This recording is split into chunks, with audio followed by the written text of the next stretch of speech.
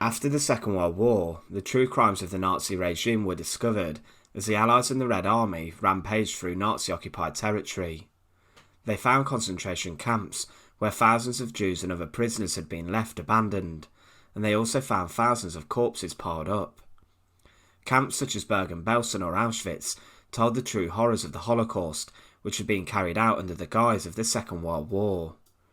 There would be a group of people who sought revenge, who wished to make the Germans suffer as a nation for their crimes. Today we look at Nakam, the group of around 50 survivors of the Holocaust who planned to take revenge against the German nation by carrying out huge acts such as poisoning the water supplies of cities. Remember to support our channel, please make sure to subscribe. After World War II, many of the survivors of the Holocaust had lost everything. They had lost the majority of their families, communities and also houses and property which had been seized by the Nazis and sold on.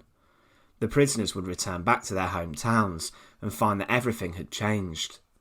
There was a growing desire for revenge in a number of different ways.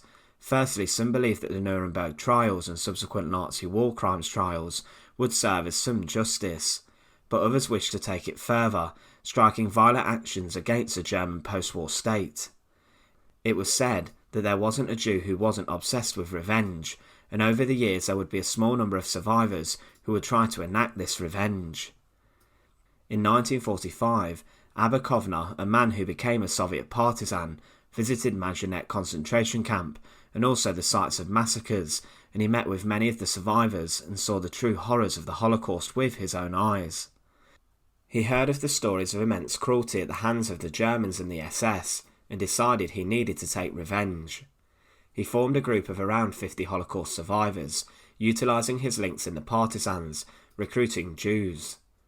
Kovner also selected those who were staunch in their motives against the Nazis, and who he believed would carry out revenge acts without any question.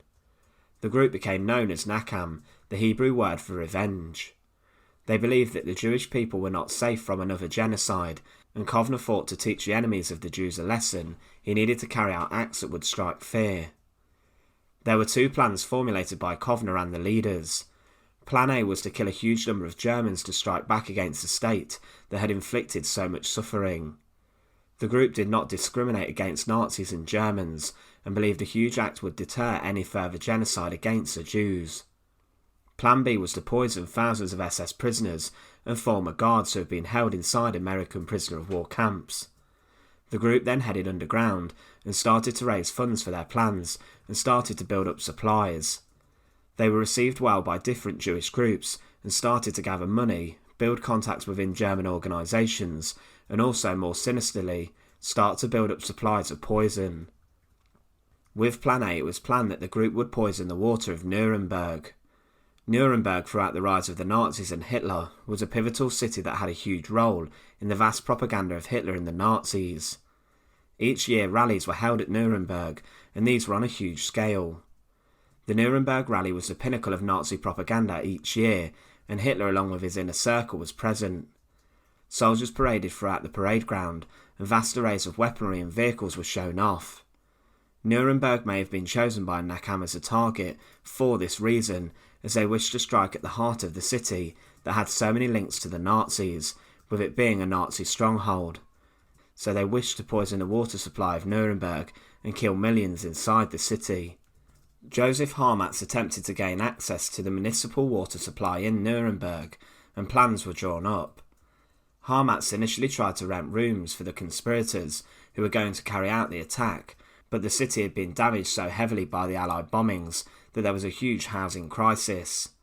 The city had been practically left ruined by the bombing that intended to force the Germans into submission. Using bribes, Harmatz secured a place for Felix Schwerzreich, an engineer from Krakow and part of Nakam within the municipal water supply company. So Nakam had a man working on the inside, which was exactly what they needed. Schwerzreich then, over a number of weeks, managed to gather plans for the water system and study the control of the main water valve, and plans were drawn up as to where the poison should be placed in the water to kill the most Germans. Abba Kovner himself tried to locate the poison and travelled to Milan under the disguise of a soldier on leave, and eventually travelled to Palestine. Whilst away, Pasha Reichmann operated as the group's leader. Kovner, once he arrived in Palestine, was interrogated by Mossad. However, by September 1945, he had little success finding poison that he could bring back. It was then said that Nakam should recruit Yitzhak Ratner, a chemist and member of a ghetto insurgency in the Second World War. Kovner then instructed the group to instead switch to Plan B of the Avengers' ideas. Plan B was the idea that the group should focus on poisoning huge scores of SS prisoners inside of the camps set up after the Second World War. Kovner himself was betrayed whilst boarding on a ship to Toulon. On his person he had gold hidden in toothpaste tubes and also cans full of poison.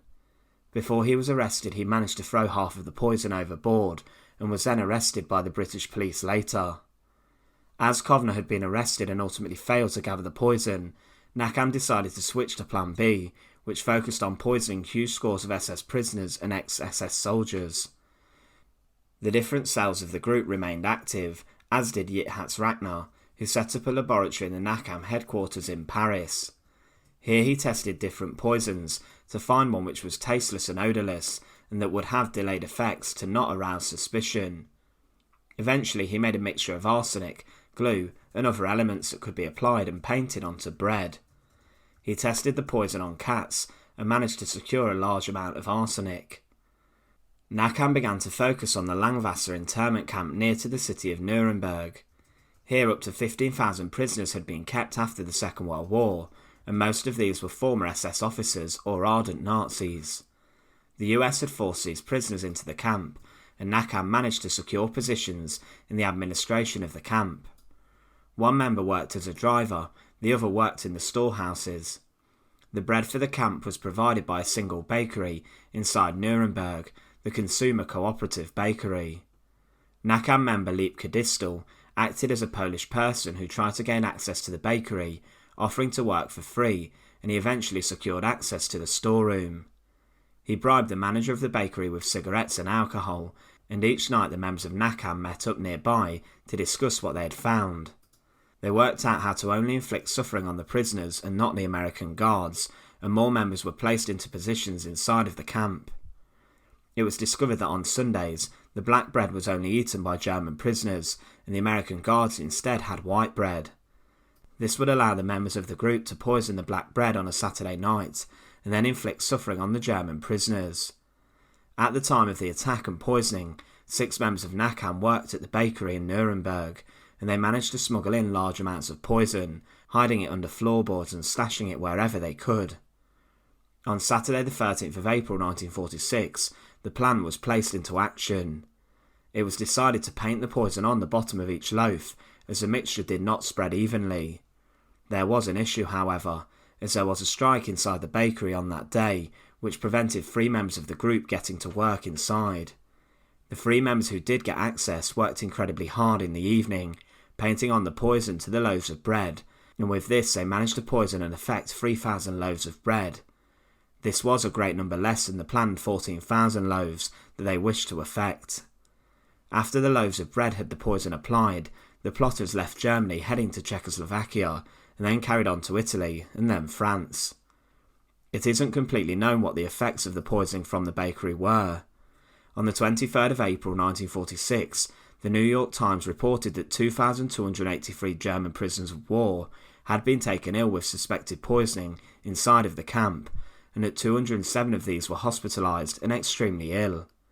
It's not known if the operation caused any deaths though, but according to documents released later, it was found that the sheer amount of arsenic inside the bakery was enough to kill 60,000 people. This would have been a huge documented mass murder should this have occurred, but ultimately the poisoners failed in their plan. It's believed that they applied too thin a layer of poison onto the bread to avoid the poison being detected, or that in fact the SS prisoners simply did not eat much of the bread. Today it's estimated that 4 members of Nakam are still alive, but after the Second World War, many of the members would head to different areas. The members of the group were determined in their belief that the Germans deserved it, and they wanted acknowledgement for their actions. They also did believe that the world was an immensely cruel place, and that the planned revenge missions against the SS and the Nazis was what the world needed. What is most disturbing is the plan to poison the water supply of Nuremberg, as although a Nazi stronghold, it could have led to the deaths of millions inside the city.